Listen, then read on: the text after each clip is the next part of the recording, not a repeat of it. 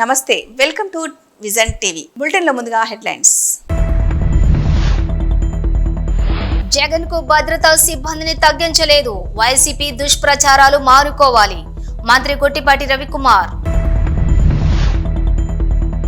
కులగణనలో నమోదు చేసుకుని వారికి మరో అవకాశం, ఈ నెల 28 వరకు నమోదు చేసుకోవచ్చు, మంత్రి పొన్నం.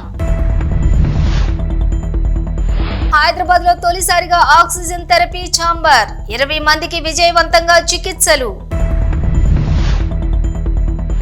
రాజానగరం నుండి సామర్లకోటకు వెళ్లే ఏడీబీ రోడ్డు విస్తరణ పనులు అడ్డుకుంటున్న స్థానికులు.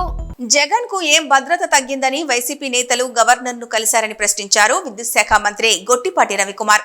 కూటమి ప్రభుత్వం అధికారంలోకి వచ్చాక జగన్ కు ఎలాంటి భద్రత తగ్గించలేదని స్పష్టం చేశారు. ముఖ్యమంత్రిగా పనిచేసిన వ్యక్తికి ఎన్నికల కోడ్ ఉల్లంఘించకూడదనే విషయం తెలీదా అని ప్రశ్నించారు. ముఖ్యమంత్రిగా వ్యవస్థని నాశనం చేసి ఎప్పుడు లేనంత అధ్వానంగా పరిపాలన చేశారని ఎద్దేవా చేశారు. చంద్రబాబు ఇంటి గేటుకు తాళ్లు కట్టిన రోజులు, ఎమ్మెల్యేని దాడికి పంపిన రోజులు గుర్తుకు రాలేదా జగన్ కు అంటూ ప్రశ్నించారు ఆయన. గడిచిన 5 సంవత్సరాల్లో నువ్వు వ్యవస్థలన్నీ కూడా సర్వనాశనం చేశావు. ఒక మాజీ ముఖ్యమంత్రి 3-4 సార్లు ఈ రాష్ట్రానికి ముఖ్యమంత్రి చేసిన అతను చంద్రబాబు నాయుడు గారి ఇంటికి మీ ఎమ్మెల్యేని పంపించి గేట్లకు తాళ్లు కట్టిన రోజులు నీకు గుర్తురాలేదా? అన్నీ కూడా ఈ వ్యవస్థని భారతదేశంలో ఈ ఆంధ్ర రాష్ట్రంలో ఉన్న వ్యవస్థలన్నింటినీ కూడా సర్వనాశనం చేసి వదిలిపెట్టేశావు. మొత్తం కూడా రాజకీయ లబ్ధి కోసం గడిచిన 5 సంవత్సరాల్లో మా కార్యకర్తలను కానీ లేకపోతే మా నాయకులను కానీ ఎవరిని కూడా బయటికి రానియకుండా కేసులు పెట్టడం అన్నీ కూడా చేసి వ్యవస్థలన్నీ కూడా నాశనం చేసి వదిలిపెట్టావు. ఈ భారతదేశంలో ఈ స్వతంత్రం వచ్చిన తర్వాత ఏ రాష్ట్ర ముఖ్యమంత్రి పరిపాలించలేనంత అధ్వానంగా గడిచిన 5 సంవత్సరాలు నీ పరిపాలన ఉంది. అందుకే ప్రజలు కూడా నీకు 11 సీట్లకు పరిమితం చేశారు. ఇప్పటికైనా నువ్వు ఒకసారి ఇంట్లో కూర్చొని ఆత్మ పరిశీలన చేసుకో. గడిచిన 5 సంవత్సరాలు ఏ విధంగా మనం పనిచేశాము, ఎందుకు ప్రజలు తీర్పిచ్చారనేది చేసుకోవాల్సిన అవసరం ఉంది. మళ్ళీ వాళ్ళ నిన్న కోడ్లో నువ్వు బయటకు వచ్చావు. ఒక ముఖ్యమంత్రిగా పనిచేసిన వాడివి కోడ్లో వెళ్ళకూడదనే విషయాన్ని నీకు తెలియదా? అది కూడా తెలియకుండా నువ్వు ముఖ్యమంత్రిగా ఏ విధంగా పనిచేసావు? మిర్చి రైతుల గురించి వాళ్ళు నువ్వు మాట్లాడే అర్హత ఎక్కడ ఉంది నీకు? ఆ రోజు నువ్వే కదా ఎంఎస్పీ రేటు 7,000 రూపాయలు అని చెప్పి ఇచ్చింది. మా టైంలో బ్రహ్మాండంగా ఇవాళ ముఖ్యమంత్రిగా ఢిల్లీ లెటర్ రాయటం కానీ ఇంకా మంచి రేటు రావాలని చెప్పి ఇవాళ ముఖ్యమంత్రి గారు లెటర్ రాస్తున్నారు. ఆ రోజు తుఫాను వచ్చిన రోజు నువ్వు ఏ విధంగా రైతులను పరిశీలించావు? పరామర్శకు వచ్చి నీకు గ్రీన్ కార్పెట్ వేసుకొని గ్రీన్ కార్పెట్ మీద బెంచ్ కట్టుకొని బెంచ్ మీద నుంచొని రైతులను పరామర్శించిన ముఖ్యమంత్రి ఎవరన్నా ఉన్నాడు ఈ దేశంలో అంటే నువ్వే. ఆ రోజు అపోజిషన్ లీడర్గా ఉండి రైతుల తరఫున పోరాడిన వ్యక్తి ఎవరన్నా ఉన్నాయంటే అది మా చంద్రబాబు నాయుడు గారు. పొలాల్లో దిగి రైతులను పరామర్శించి ఒక రైతు కన్నీళ్లు పెట్టుకుంటే ఆ రోజు జేబులో డబ్బులు 2 లక్షల రూపాయలు ఉంటే ఇమీడియట్గా తీసి ఆ రైతులకు సహాయం చేసిన గొప్ప గుణం చంద్రబాబు నాయుడు గారిది. ఇవాళ నువ్వు అన్నీ కూడా మోసపూర్వమైన పనులు చేయటం, నాకు సెక్యూరిటీ అబద్ధపు హామీలు, అబద్ధపు మాటలు, పొద్దున్న లేచిన దగ్గర నుంచి ప్రభుత్వ పనితీరు మీద బురదేయటం తప్పక నువ్వు చేసింది ఏమన్నా ఉందని చెప్పి మరొకసారి తెలియజేసుకుంటూ ఇంకా నువ్వు ఆత్మ పరిశీలన చేసుకోవాలి. నువ్వు సంవత్సరం అయిన తర్వాత కూడా నువ్వు ఇంకా నీ బుద్ధి మారలేదు, ఇంకా నువ్వు పాత బుద్ధిలోనే ఉండవు, ఇంకా పాత టైప్లోనే ఉండవు.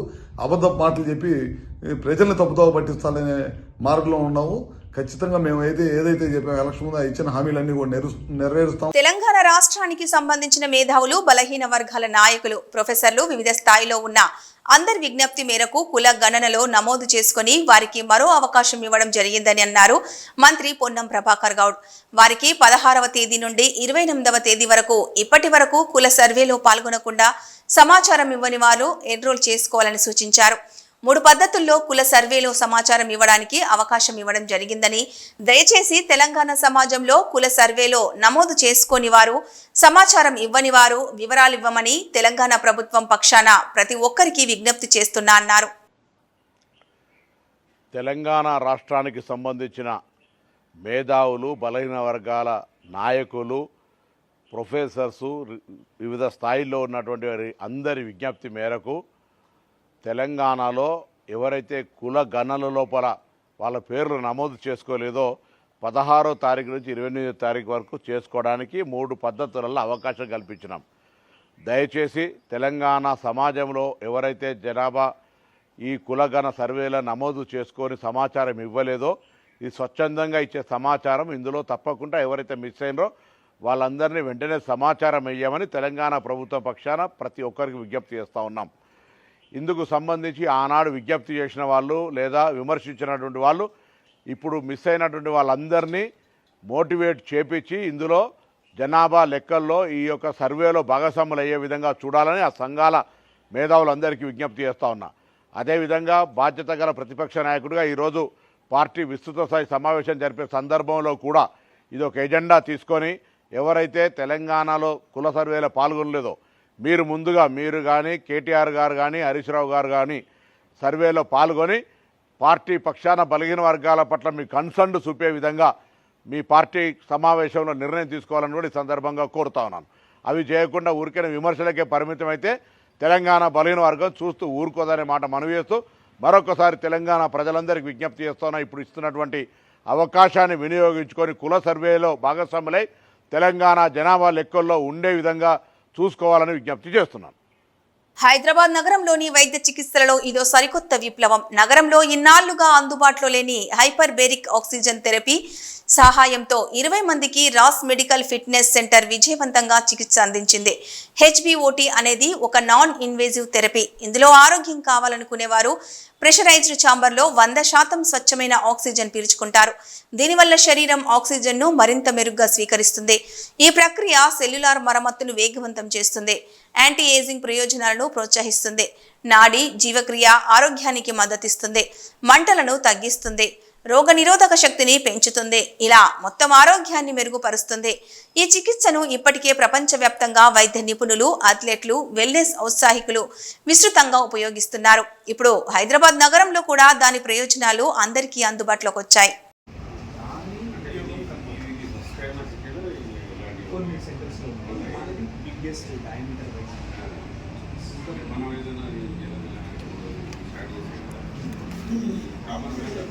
Yes, not only medical, yes, anti-aging, lesion and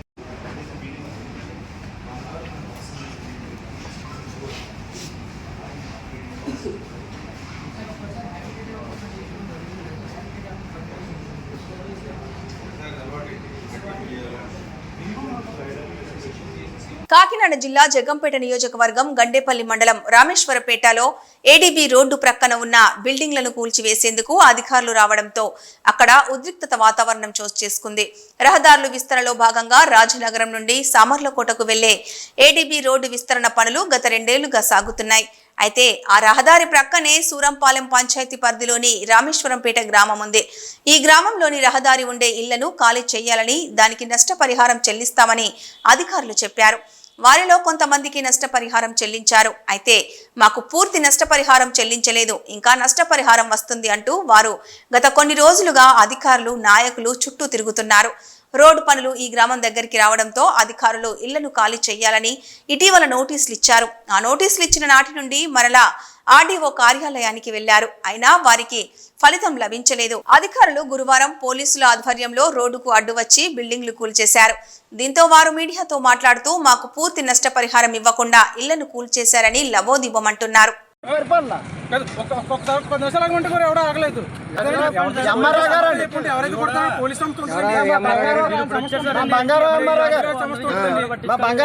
కాలు పట్టుకుంటే కాలుతో దానిపోయాడు బాబు. ఒక్క గంట టైం ఇవ్వండి, సట్రాలు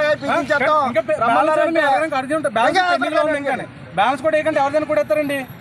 కొన్ని మీరు బ్యాలెన్స్ చేస్తారు, మీరు ఖాళీ చేయట్లేదు, మీరు నచ్చిన కొట్టుకుంటూ వెళ్ళిపోతారు.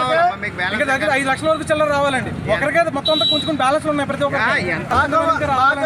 3,70,000 రావాలండి. ఇంకా ఏమి ఇవ్వలేదండి. ఇవ్వండి ముళ్ళు కాంతం ఇవ్వలేదండి. డబ్బులు ఇవ్వకుండా వచ్చే చొప్పుడుగా అందులోనే 2 లక్షల రూపాయలు సామాన్లు ఉంటే తప్పకుండా లేదు నిన్న అందులో కొట్టేయమంటావు అని అడిగారు. జీపీకి ఇచ్చేస్తారు. చొప్పుడుకి పతనం కొట్టేసారు. నా చేసాలో అంటే సామాన్లు అన్ని గంటలో తీసారు. ఇప్పుడు ఏంటి అడిగాం కదా, నాకు పక్క వెళ్ళిపోయి చూస్తారు కదా, మీరే చూస్తారు ఎదుర్కొంటానే. అడిగా ఇంకా డబ్బులు బ్యాలెన్స్ పెండింగ్ అప్రూవల్ అవుతాయి అంట. ఏం అప్రూవల్ అవుతాయి? పెట్టేందా మరి తీర్థం అవుతాయి, మరి పెన్నం అవుతాయి. అప్రూవల్ ఇంకేమైనా అవుతాయి? మరి కొట్టేయిన తర్వాత ఇంకేం అవ్వవు కదా. ఏమన్నా మీరు అప్పుడే ఎవడ ఏం చేస్తారని అడుగుతాడు. మరి అడగండి, వచ్చి మీరు చెప్పండి. డబ్బులు చేసుకుంటే ఏం చెప్తారు? అక్కడ అడగండి. డబ్బులు అనుకుంటారా? మీకు ఇంకా బ్యాలెన్స్ అయినట్టు అడగండి. అడగండి, ఎవరు కొట్టించేస్తారు? ఇంకా మీకు డబ్బులు అయినా పైసా చేస్తాం. ఇంకే అబ్బాయి మీ అకౌంట్ మీకు చూపించాం, క్లియర్ అయిపోయింది. ఎవడు అడగడం కానీ సరిపోవడం లేదు. బ్యాలెన్స్ పెండింగ్లో పెట్టి ఇంకా ఇప్పుడు కూడా కొడేస్తున్నారు కదా ఆఫ్ చేయకంటే.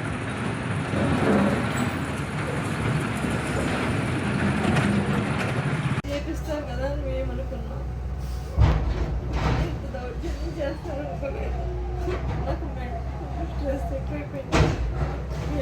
హెరాస్ ఎక్కువ చేస్తారండి ఇంటికి వచ్చి. స్ట్రెస్ ఎక్కువ. మొన్న హాస్పిటల్లో జాయిన్ అయిపోమన్నారు డాక్టర్ గారు.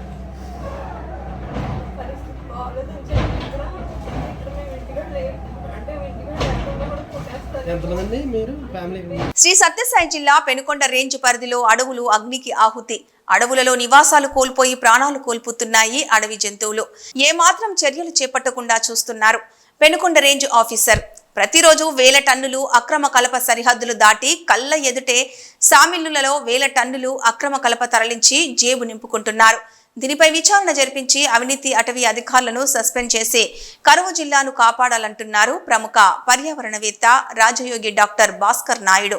ఫారెస్ట్ రేంజ్ పరిధిలో బెంగళూరు రోడ్లో నిన్న నెమలి రోడ్డు క్రాస్ చేస్తూ ప్రాణాలు వదిలింది. ఆ విషయాన్ని మా సభ్యులు అటవీ అధికారులకు తెలియజేశారు. దాన్ని ఏం చేశారో ఇంతవరకు తెలియదు. ఎక్కడ చూసినా అడవులు అగ్నికి ఆహుతి కావడంతో అడవి జంతువులు ఆశ్రయం కోల్పోయి ఎక్కడికి వెళ్లాలో దిక్కు తెలియటం లేదు. ఇది అటవీ అధికారుల నిర్లక్ష్యమా, ప్రభుత్వాల నిర్లక్ష్యమా, లేదా ప్రజల అమాయకత్వమా అర్థం కావటం లేదు. సహజ వనరులైన అడవులను ఈ విధంగా కాల్ చేసుకుంటే భవిష్యత్తుకు మనం ఏమివ్వగలం? సీఎం గారి 2047 విజన్ ఏమైనట్టు? వారి ఆశయాలను లోకల్ అధికారులు గౌరవించడం లేదా ప్రశ్నించేవారు లేరా? కరువు జిల్లాలో అడవులను కాపాడే పరిస్థితి ఇప్పటికైనా మారుతుందా?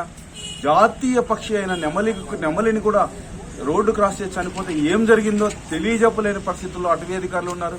ఒక పక్కన రోజు వేల టన్నులు అక్రమంగా కలప నరికి సామిలకు తరలించడంతో పాటు ఇతర రాష్ట్రాలకు ప్రత్యక్షంగా తరలిస్తున్నారు. పర్యావరణవేత్తలపైన దాడులకు వస్తున్నారు. ఆ విషయాన్ని చెబితే సామిల ఓనర్లను వెనక్కేసుకొస్తున్నారు. ప్రత్యక్షంగా రెవెన్యూ తర్వాత ఈ ఫారెస్ట్ రేంజ్ అధికారుల పైన విచారణ జరిపించాలి.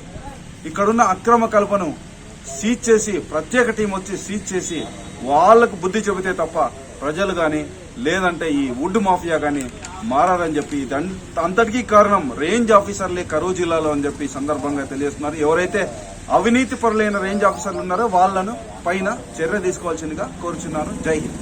రాజన్న సిరిసిల్ల జిల్లా ముస్తాబాద్ మండల కేంద్రంలో మండల ఆర్యవైశ్య సంఘం ఆధ్వర్యంలో ఢిల్లీ ముఖ్యమంత్రిగా రేఖా గుప్తా ప్రమాణ స్వీకారం చేయడాన్ని హర్షిస్తూ మండల ఆర్యవైశ్య సంఘ సభ్యులు టపాసులు కాల్చి స్వీట్లు పంపిణీ చేసి సంబరాలు ఘనంగా నిర్వహించారు. ఈ సందర్భంగా మండల ఆర్యవైశ్య ప్రధాన కార్యదర్శి సంతోష్ గుప్తా మాట్లాడుతూ దేశ ప్రధాని మోదీ ఆర్యవైశ్యులను గుర్తించి ఆర్యవైశ్య బిడ్డను ఢిల్లీ సీఎంగా ప్రకటించినందుకు ముస్తాబాద్ మండల ఆర్యవైశ్య సంఘం సభ్యుల తరపున కృతజ్ఞతలు తెలుపుతూ అలాగే ఢిల్లీలో 16 మంది ఎమ్మెల్యేలు అవ్వడం ఆర్యవైశ్యులకు గర్వకారణమని, వ్యాపారమే కాకుండా ఆర్యవైశ్యులంతా రాజకీయంగా ఆర్థికంగా బలోపేతం కావాలన్నారు. ఈ కార్యక్రమంలో మాజీ జెడ్పీటీసీ మట్టా వెంకటేశ్వరరెడ్డి, మండల ఆర్యవైశ్య సంఘం అధ్యక్షులు మాచెట్టి లక్ష్మణ్ గుప్తా, కార్యదర్శి కూర సంతోష్, ఉప్పల చంద్రం, శ్రీనివాస్, సతీష్, బొంతుగుల రాజు, గందె విజయ్ కుమార్, కూర భిక్షపతి, రాజూరి పెంటయ్య, అరవపల్లి సుదర్శన్, రమేష్, మండల పట్టణ ఆర్యవైశ్య సంఘ సభ్యులు పాల్గొన్నారు.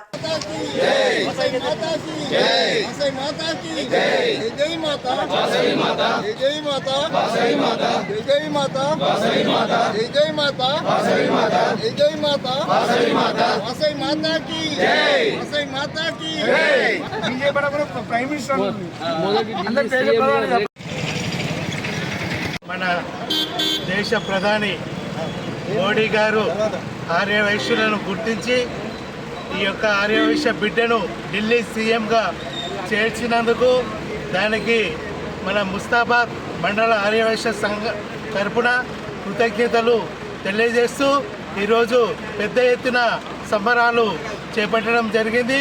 అదేవిధంగా ఆర్యవైశ్యులందరూ కూడా రాజకీయంగా ఎదుగుదల ఉండాలని, అందరూ కూడా రాజకీయంగా ముందుకు రావాలని కోరుచున్నాము.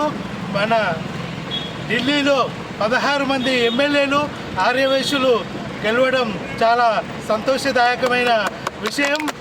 అదేవిధంగా అదేవిధంగా మన తెలంగాణ రాష్ట్రంలో కూడా భవిష్యత్తులో ఆర్యవైశ్యులందరూ కూడా రాజకీయంగా ఎదగాలని ఈ సందర్భంగా మా ముస్తాబాద్ మండల ఆర్యవైశ్య సంఘ సభ్యులందరం కూడా తెలియజేస్తున్నాం. దీన్ని సీఎంగా మా ముద్దుబిడ్డ ఆర్యవైశ్య ముద్దుబిడ్డ రేఖా గుప్తా గారికి కూడా కృతజ్ఞత అభివందనలు, ధన్యవాదాలు మోడీ గారికి కూడా తెలియజేస్తున్నాం. మన దేశ రాజధాని అయిన ఢిల్లీ రాష్ట్రానికి ముఖ్యమంత్రిగా రేఖా గుప్తా గారిని ఏకగ్రీవంగా సిఎల్పి అక్కడ ఎన్నుకోవడం జరిగింది. దీనికి మట్ట వెంకటేశ్వరరెడ్డి మాజీ జెడ్పీటీసీ సిరిసిల్లలో బీజేపీ జిల్లా అధ్యక్షుడు రెడ్డబోయిన గోపి గురువారం మీడియా సమావేశం నిర్వహించారు. జిల్లాలో 2 నియోజకవర్గాలలో భారతీయ జనతా పార్టీ జెండా ఎగురవేసేందుకు ప్రయత్నం చేస్తానన్నారు. పట్టభద్రులను ఓటు అడిగే హక్కు కాంగ్రెస్ పార్టీకి లేదన్నారు. ఎన్నికల ముందు చాలా హామీలు ఇచ్చారు, ఏ ఒక్క హామీని కూడా నెరవేర్చలేదన్నారు. పట్టభద్రులు ఉపాధ్యాయులకు ఏ కష్టం ఎదురైనా భారతీయ జనతా పార్టీ ఉంటుందన్నారు. ఉపాధ్యాయులందరూ మల్కా కొమరయ్యకు ఓటు వేసి గెలిపించాలని, గ్రాడ్యుయేట్స్ అంజిరెడ్డిని గెలిపించాలని పిలుపునిచ్చారు. మిత్రులందరికీ నమస్కారం. మరి రోజు ఈ పాత్రికేయ మిత్రుల సమావేశంలో జిల్లా అధ్యక్షునిగా మొట్టమొదటిసారి ఈ సమావేశం నిర్ణయించడం జరుగుతుంది. ఈరోజు భారతీయ జనతా పార్టీలో కష్టపడిన వాళ్లకు ఫలితం ఉంటుందన్న దానికి ఇది ఒకటి నిదర్శనం. సామాన్య కార్యకర్త స్థాయి నుండి ఈరోజు ఈ స్థాయికి నాకు భారతీయ జనతా పార్టీ అవకాశం కల్పించింది. దీనికి గాను సహకరించిన కేంద్ర హోంశాఖ సహాయ మంత్రి గౌరవ పార్లమెంటు సభ్యులు బండి సంజయ్ కుమార్ గారికి, రాష్ట్ర అధ్యక్షులు కిషన్ రెడ్డి గారికి, అదే రకంగా మాజీ అధ్యక్షులు ప్రతాప రామకృష్ణ గారికి హృదయపూర్వకంగా నమస్కారాలు తెలియజేసుకుంటున్నాను. రానున్న రోజుల్లో భారతీయ జనతా పార్టీని బలోపేతం చేస్తూ 2 నియోజకవర్గాలలో భారతీయ జనతా పార్టీ జెండాను ఎగరవేసే ప్రయత్నం చేస్తా అని చెప్పి పత్రికా మిత్రుల ద్వారా తెలియజేస్తున్నాను. అదే రకంగా జరుగుతున్న ఎమ్మెల్సీ ఎలక్షన్లో దాదాపుగా భారతీయ జనతా పార్టీ అభ్యర్థుల విజయం ఖరారైనట్టు కనిపిస్తూ ఉంది. ఏదైతే హామీలను ఇచ్చి ఈరోజు గద్దెనెక్కిందో కాంగ్రెస్ ప్రభుత్వం, ఆ హామీలను నిర్వర్తించడంలో విఫలం చెందింది. ఏదైతే గ్రాడ్యుయేట్స్ చూసుకున్న ప్రజలు అపోహలు విడనాడి చికెన్, కోడిగుడ్లు తినాలని జిల్లా వైద్య ఆరోగ్య శాఖ అధికారిని ఎస్ శర్మిష్ఠ పిలుపునిచ్చారు. చల్లపల్లిలోని చంద్ర రాజేశ్వరరావు వికాస కేంద్రంలో బుధవారం సాయంత్రం బర్డ్ ఫ్లూపై అవగాహన సదస్సును రాష్ట్ర పౌల్ట్రీ ఫెడరేషన్, జాతీయ కోడిగుడ్ల సమన్వయ సంఘం, జిల్లా లేయర్ ఫార్మర్స్ వెల్ఫేర్ అసోసియేషన్ల సంయుక్త ఆధ్వర్యంలో నిర్వహించారు. కార్యక్రమంలో ముఖ్య అతిథులుగా పాల్గొన్న శర్మిష్ఠ, ఆర్డీఓ స్వాతిలు మాట్లాడుతూ మాంసాహారం తీసుకునే వారిపై బర్డ్ ఫ్లూ వదంతుల ప్రభావం చూపాయని పేర్కొన్నారు. ఈ అపోహలు విడనాడి కోడి మాంసం, కోడి గుడ్లు తినే ప్రతి ఒక్కరూ ఆరోగ్యంగా ఉండాలన్నారు.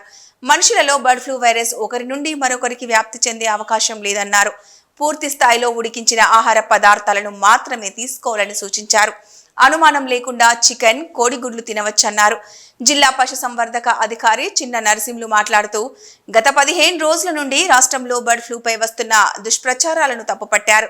జిల్లా కలెక్టర్, పశుసంవర్ధక శాఖ డైరెక్టర్ల ఆదేశాల మేరకు కృష్ణా జిల్లాలో అన్ని చర్యలు చేపట్టినట్టు తెలిపారు. జిల్లాలో ఇప్పటి వరకు ఒక్క బర్డ్ ఫ్లూ కేసు నమోదు కాలేదన్నారు. పక్క జిల్లాల నుంచి కోళ్లు తరలి రాకుండా సరిహద్దుల్లో ముమ్మరంగా తనిఖీలు చేస్తున్నామన్నారు. సోషల్ మీడియాలో కోడి మాంసం, గుడ్లు తినకూడదంటూ వస్తున్న వదంతులు నమ్మవద్దన్నారు. గతంలో వలె మనిషికి అత్యంత బలవర్ధకమైన ఆహారంగా చికెన్, గుడ్లు తినాలని సూచించారు. పౌల్ట్రీ ఫారాల వద్ద, అలాగే చికెన్ షాపుల వద్ద పారిశుద్ధ్య పనులు నిర్వహిస్తున్నామన్నారు. జిల్లాలో బర్డ్ ఫ్లూ మరణాలు లేవని స్పష్టం చేశారు. అనంతరం సమావేశానికి వచ్చిన వారితో కలిసి అధికారులు, వెల్ఫేర్ అసోసియేషన్ సభ్యులు ఉడికించిన గుడ్డు, ఉడికించిన చికెన్ తిని ప్రజల్లో ఉన్న అపోహలను తిప్పికొట్టారు. ఈ కార్యక్రమంలో డాక్టర్ డిఆర్కే ప్రసాద్, అమ్మే కోళ్ల అసోసియేషన్ అధ్యక్షులు వి బాలకృష్ణ, విజయవాడకు చెందిన Srinivas, hatcheries joint managing director doctor Somireddy, technical director doctor S S Prasad, నిమ్మగడ్డకు చెందిన senior poultry farmer Malempati Kanchanarao, ప్రముఖ రైతు గుత్తికొండ కోటేశ్వరరావు, నాగల్ల ప్రణీతులతో పాటు పశుసంవర్ధక శాఖ అధికారులు, పౌల్ట్రీ ఫారాల రైతులు తదితరులు పాల్గొన్నారు. పదం అనేది ఒక పానిక్ సిచ్యుయేషన్ క్రియేట్ చేసింది. బోత్ పౌల్ట్రీ ఇండస్ట్రీ మీద కానీ యాజ్ వెల్ యాజ్ మన ఎవరైతే నాన్ వెజ్లో చికెన్ ఇంట్రెస్ట్గా తినే వాళ్ళు ఉంటారు, ఎగ్స్ తీసుకునే వాళ్ళు, డైలీ ఎగ్ తీసుకునే వాళ్ళు ఉంటారు. మరి వేరియస్ రీజన్స్ న్యూట్రిషన్లో కంప్లీట్లీ ప్లాంట్ ఫుడ్ అంటే మనం ఎగ్నే తీసుకుంటాము. అది తీసుకున్నప్పుడు చాలామంది దాన్ని కూడా ఎగ్స్ తినడం మానేయడం జరిగింది. ఈ అపోహను ఏదైతే ఉందో అపోహను తొలగించాలి అనే ఉద్దేశంతో నేను మెయిన్గా వచ్చాను. ఇంకొకటి ఏంటంటే మనకి ఎట్టి పరిస్థితుల్లో కూడా హ్యూమన్స్కి ఫ్లూ ఎఫెక్ట్ కాదు. ఎందుకంటే అక్కడ అది మెయిన్గా ఏవియన్ ఇన్ఫ్లుయెంజా వైరస్ బర్డ్స్కి ఇన్ఫెక్ట్ అవుతుంది. కానీ మీరు అడగచ్చు, ఒకళ్ళకి వచ్చింది కదా, ఆ వైరస్ కానివ్వండి, అక్కడ ఉన్న డస్ట్ పార్టికల్స్ కానీ లోపలికి ఆ హ్యాండిల్ చేసేటప్పుడు ఆ ఎక్స్ట్రా కానీ చనిపోయిన చికెన్స్ అవన్నీ కూడా హ్యాండిల్ చేసేటప్పుడు మోర్ వైరస్ లోడ్ ఉంటుంది. ఆ వైరస్ లోడ్ ఉన్నప్పుడు న్యాచురల్గా మనకి ముక్కుల్లోకి వెళ్ళటం, సరైన ప్రాపర్ బయోసేఫ్టీ మెజర్స్ ఫాలో కాకుండా ఉన్నప్పుడు ఎఫెక్ట్ అయ్యి ఉన్న దాఖలాలే ఉన్నాయి. కానీ ప్రాపర్గా చేస్తే మనకి హ్యూమన్ ఫ్లూని బర్డ్ నుంచి హ్యూమన్కి రాదు, హ్యూమన్ నుంచి ఇంకొక హ్యూమన్కి కూడా రాదు. మీకు కోవిడ్ వైరస్లో ఒకరి నుంచి ఒకరికి చాలా ఫాస్ట్గా మూవ్ అయ్యింది.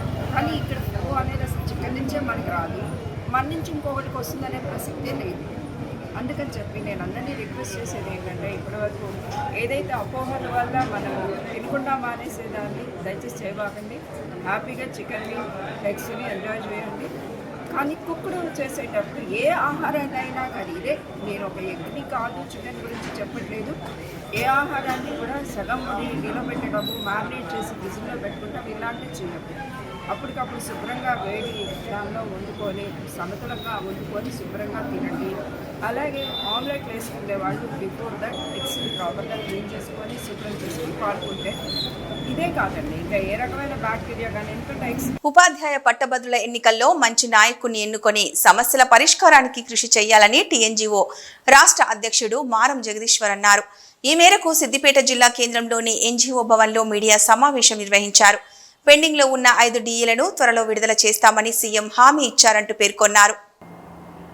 నిన్న ఆర్థిక శాఖలో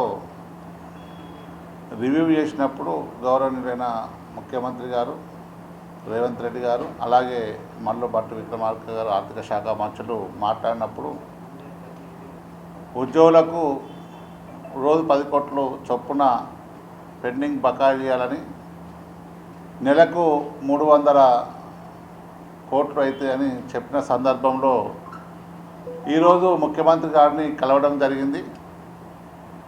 మరి నెలకు 300 కోట్లు వేస్తే చాలా మంది ఉద్యోగులకు ఇంకా పెండింగ్లో ఉంటాయి, దాన్ని డబల్ చేయండి, నెలకు 20, రోజుకు 20 కోట్లు, నెలకు 600 చొప్పున 600 కోట్లు కొడితే కొన్ని రోజులు అయినాక పెండింగ్ బిల్స్ 0 అవుతుందన్న సందర్భంలో గౌరవనీయులైన తెలంగాణ రాష్ట్ర ముఖ్యమంత్రి గారు రేవంత్ రెడ్డి గారు సానుకూలంగా స్పందించి దాన్ని 500 నుంచి 600 కోట్లు చెల్లించడానికి ఒప్పుకున్నందుకు వారికి కృతజ్ఞతలు తెలియజేస్తున్నాం. కోతుల బెడద రైతులకు తప్పడం లేదు. ఎక్కడ చూసినా కోతులు, అడవిలో ఉండాల్సిన కోతులు జనావాసాల పంట పొలాల్లో తిరుగుతూ ఇబ్బందులు పెడుతున్నాయి. రైతులకైతే పంట పొలాలను నాశనం చేస్తూ కంటి మీద కునుకు లేకుండా చేస్తున్నాయి. రైతులు పంటలను కాపాడుకోవడానికి వినూత్నంగా ఆలోచించి కొండముచ్చుల ఫ్లెక్సీలతో ఏర్పాటు చేసి అందరికీ ఆదర్శంగా నిలుస్తున్నాడు ఆ రైతు. పెద్దపల్లి జిల్లా కాల్వ శ్రీరాంపూర్ మండలంలోని పందిళ్ల గ్రామానికి చెందిన దెబ్బేట సంపత్ తను సాగు చేస్తున్న భూమిలో మొక్కజొన్న పంట వేయగా పంట చేతికి వచ్చే సమయంలో కోతుల బెడద ఎక్కువగా ఉండి మొక్కజొన్న చేను ఖరాబ్ చేస్తుండటంతో రైతు వినూత్నంగా ఆలోచించి కొండముచ్చుల ఫ్లెక్సీలు తయారు చేయించి మొక్కజొన్న చేను చుట్టూ ఆ ఫ్లెక్సీలు ఏర్పాటు చేయడంతో కోతుల బెడద తగ్గిందని రైతు సంపత్ తెలుపుతున్నాడు. కోతుల దండయాత్ర తిప్పికొట్టేందుకు కొండముచ్చుల ఫ్లెక్సీల ఏర్పాటే కాదు, నిత్యం ఉదయం సాయంత్రం వేలల్లో టపాసులు కూడా పేల్చి కోతుల బెడద నుంచి తప్పించుకొని పంట దిగుబడిని పెంచుకునేందుకు రైతులు నానా తంటాలు పడుతున్నారు. అన్న నా పేరు సంపద, మాది పందిళ్ళ. ఈ మక్క చేను వేసుకున్న కాంచరి కోతులు బాగా వస్తున్నాయని చెప్పి ఫ్లెక్సీలు కట్టుకున్నాం. కొండే కదా కట్టుకున్న కాంచరి కొంచెం పంట చేను అనేది కొంచెం మాకు బెటర్గా ఉంది. ఇప్పుడు ఈ జమ్మిగుండతో తీసుకొచ్చి కట్టినాము, మంచిగా ఉంది. 400 ఖర్చు అయింది. ఇవి ఈ బులెటిన్ అప్డేట్స్.